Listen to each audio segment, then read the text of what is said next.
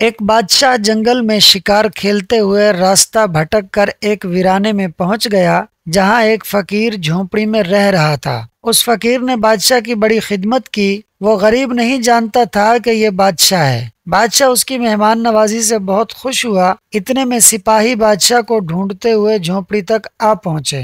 بادشاہ جب جانے لگا تو اس نے اپنی انگلی سے انگوٹھی اتاری اور کہا کہ یہ انگوٹھی اپنے پاس رکھو، جب کبھی کوئی ضرورت پیش ہو تو ہمارے محل میں آ جانا۔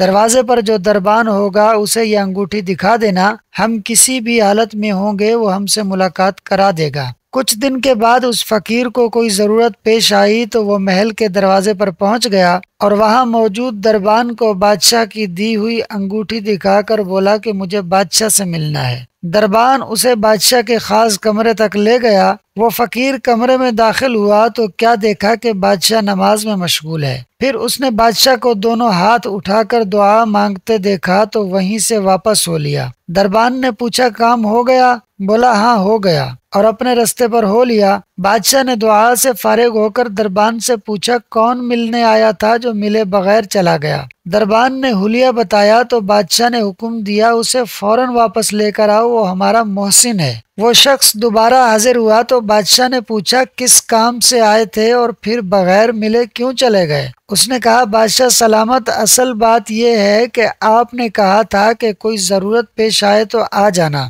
آپ ضرورت پوری کر دیں گے۔ آج مجھے ضرورت پیش آئی تھی جس کے لیے میں آیا تھا، اور آ کر آپ کو دیکھا کہ آپ تو خود محتاج ہیں اور مانگ رہے ہیں، تو میرے دل میں خیال آیا کہ جو بادشاہ کی ضروریات پوری کرتا ہے، جس سے بادشاہ بھی مانگ رہا ہے، تو کیوں نہ میں بھی اسی سے مانگ لوں، اسی لیے میں آپ سے ملے بغیر چلا گیا۔ دوستو، یہی ہے وہ چیز، وہ توکل، وہ یقین کہ ہمیں جب کبھی کوئی ضرورت ہو، بڑی ہو یا چھوٹی، اس کا سوال صرف اللہ پاک سے کیا جائے کہ وہی ایک ذات ہے جہاں سے منہ مانگی مرادیں ملتی ہیں، جو فقیر کی بھی ضرورتیں پوری کرتا ہے اور بادشاہ کی بھی۔ اللہ پاک ہمیں صرف اپنی ذات سے مانگنے والا بنائے، آمین۔ دوستو، ویڈیو اچھی لگی ہو تو فاسٹ سنو یوٹیوب چینل کو سبسکرائب کر لیں۔